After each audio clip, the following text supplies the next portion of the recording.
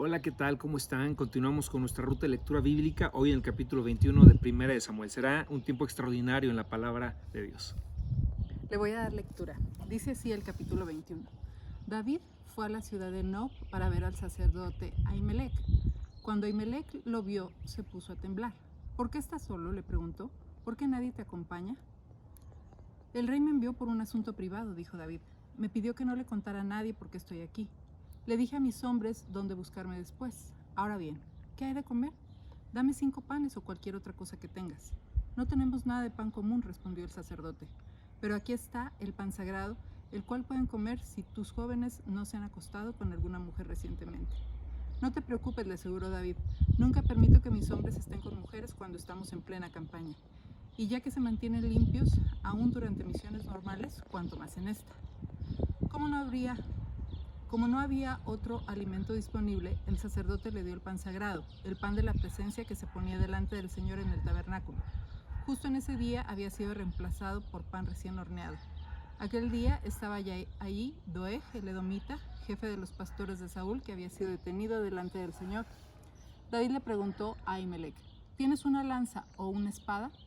El asunto del rey era tan urgente que ni siquiera me dio tiempo de tomar un arma. Solo tengo la espada de Goliat del Filisteo, a quien tú mataste en el valle de Ela, le contestó el sacerdote. Está envuelta en una tela detrás del efod. Tómala si quieres, porque es la única que tengo. Esta espada es sin igual, respondió David. Dámela. Entonces David escapó de Saúl y fue donde el rey Aquis de Gat. Pero a los oficiales de Aquis no les agradaba que David estuviera allí. ¿No es este David, el rey de la tierra?, preguntaron.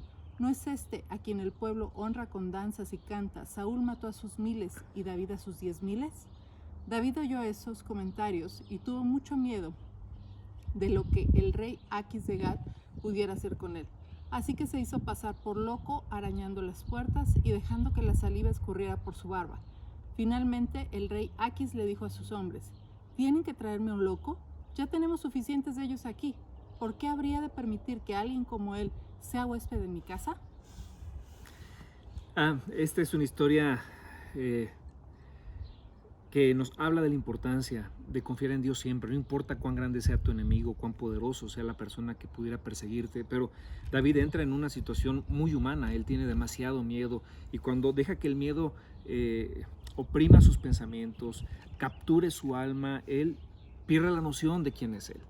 Él era el siervo de Dios, el ungido de Dios, el que Dios había escogido entre todos sus hermanos y entre toda la gente de Israel para ser el futuro rey de ese pueblo. Sin embargo, al ver y concentrarse en su enemigo, David solamente tiene miedo. Y el miedo lo lleva en una espiral de mentiras. Comienza con una pequeña mentira que va enredándose y haciéndose más y más grande, y no le miente a cualquier persona. La mentira es mentira independientemente de a quién se la digas, pero él llega a la ciudad de Nob, donde viven todos los sacerdotes, y el sumo sacerdote de ese lugar se entrevista con David, y David tiene que empezar a mentir porque tiene miedo, está huyendo de Saúl. Y lo que hace David es muy extraño, ¿no? Porque él viene como una persona que está escapando. Él viene y le dice que está en una misión especial al sumo sacerdote, que todos sus hombres están escondidos entre los matorrales, que lo mandó el rey para precisamente cumplir con un trabajo muy importante como soldado que él era, pero nada de eso era cierto, estaba mintiendo y no fue sincero. Pudo haber hablado con el sacerdote y simplemente decirle, me están persiguiendo, tengo mucho miedo, por favor ayúdame a escapar, pero no, comenzó a mentir y una mentira le llevó a otra y a otra y a otra, y lo que parecía una mentira tan inocente concluyó en una tragedia terrible para ese pueblo en el siguiente capítulo. Lo veremos en nuestro próximo tiempo. Pero con esto quiero decirte, Dios nos llama a ser verdaderos, Dios ama la verdad. No hay mejor escudo para tu vida que la verdad. Paradójicamente, mucha gente pensaría que, bueno, decir una mentira te puede librar de grandes problemas. Este es un ejemplo de que una pequeña mentira trajo una desgracia y una tragedia a toda la gente y a todos los sacerdotes de Dios que vivían en ese pueblo. No paró ahí David. David pide una espada. ¿Cómo era posible que el soldado más importante de Israel no trajera consigo una espada? Él debería haber traído lo mejor de las armas de Israel, pero está mintiendo. Y entonces el sumo sacerdote le recuerda a David algo a través de su respuesta. Le dice, bueno, David, aquí somos un lugar donde vivimos sacerdotes, somos hombres pacíficos, no ejercemos la violencia, pero tengo una espada, solamente una espada, David. Y la respuesta del sacerdote a la petición de David fue la siguiente: tengo la espada con la cual tú mataste a Goliat y le cortaste la cabeza. Eso debió haber causado en David como una especie de volverlo a la realidad de quién era en Cristo, de quién era en Dios, cuál era su llamado que Dios le había hecho a él, a su vida. ¿Por qué? Porque le está diciendo, no tienes por qué huir.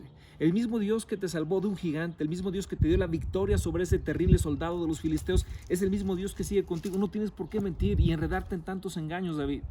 Tengo esa espada. Y él solamente dice, bueno, no hay otra mejor espada en todo Israel. Pero no logra conectar el mensaje que Dios le estaba dando a través de un recuerdo de una victoria que Dios le había dado en el pasado. Y con este comportamiento que David está manifestando, pues va a caer a tierra de los filisteos. Al principio lo reciben estos sus enemigos con alegría porque pensaban que este gran general que era David para Saúl pues había desertado. Después empiezan a hacer memoria de que él había matado a miles de ellos y empiezan a exigirle a Abimelec que lo eche fuera. Finalmente Abimelec lo echa fuera. Y yo creo, mi amor, que entre Saúl y David hasta aquí quizá podríamos decir, híjole, se están comportando de la misma manera, está reaccionando él con la misma inmadurez, con la misma insensatez, con el mismo egoísmo, egocentrismo que reaccionaba Saúl. Pero si no fuera por el Salmo 33, dice que este salmo lo escribió David cuando Abimelec, que era el representante, era como la máxima autoridad de los filisteos. Así como Faraón era para los egipcios, Abimelec era el título que se le daba a la autoridad máxima de los filisteos. Entonces, este Abimelec lo echa de su presencia después de que David se hacía pasar por loco. ¿Por qué? Dice ahí el versículo 6 así: en mi desesperación oré y el Señor me escuchó, me salvó de todas mis dificultades, pues el ángel del Señor es un guardián, rodea y defiende a todos los que le temen. Prueben y vean que el Señor es bueno. Qué alegría para los que se refugian en Él. Vemos aquí que ciertamente David tuvo una debilidad, cayó en el pecado de mentira, pues es un humano, pero contrario a Saúl, él reaccionó reconciliándose con Dios, pidiendo perdón a Dios, pidiendo de su compasión, y entonces el Señor le escuchó. David decidió refugiarse en el Dios que él había conocido desde su infancia, en el Todopoderoso. Bien, pues Dios nos habla a través de esta palabra en este día. Él quiere que confiemos en Él. Sobre todo por la época que vivimos, es muy posible que estés pasando de repente por episodios de miedo, que tengas incertidumbre acerca del futuro y todo lo que está ocurriendo a nuestro alrededor en ese tiempo de pandemia. Pero Dios es el mismo de ayer, de hoy y por los siglos. El mismo Dios que le dio la victoria a David sobre el gigante Goliat. Es el mismo Dios que hoy te acompaña y te dice exactamente lo que quiere o lo que tu corazón necesita escuchar. No tengas miedo, no tengas miedo. Dios está contigo como un poderoso gigante. Nadie te podrá hacer frente todos los días de tu vida. El Señor es tu Dios, el Señor es tu Rey, pero el Señor es tu Padre Celestial y Él cuidará de ti. No necesitas escaparte por el túnel de la mentira para tratar de arreglar las cosas. No, nunca funciona. Pero deja que sus poderosos brazos te sostengan y Él sea tu ayudador, Él sea tu protector, quien te defienda. El Señor te bendiga en esta hora. Qué bendición poder comunicarnos contigo a través de este medio, a través de la palabra de Dios. Y estamos en contacto. Hasta la próxima. Gracias por tu atención. Nos vemos.